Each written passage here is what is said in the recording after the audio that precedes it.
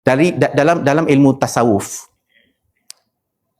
hati kita tidak dicipta untuk mengejar material. Roh kita tidak diprogramkan untuk mengejar material. Roh kita memang dicipta untuk Tuhan. Jadi jangan hentikan setakat dekat material saja. Kita kena pergi lebih sikit. Maknanya kita kena upgrade sikit kita punya big why kita tu. Maknanya bukan setakat nak duit, tapi ya Allah, aku cari datang sini, aku nak cari nafkah, aku nak cari duit, aku nak tunaikan nafkah bagi anak-anak makan yang terbaik, hasil yang berkat, isteri aku, mak ayah aku nak tolong anak yatim, orang miskin, kerana aku nak sukakan kau ya Allah. Kan ni perintah kau.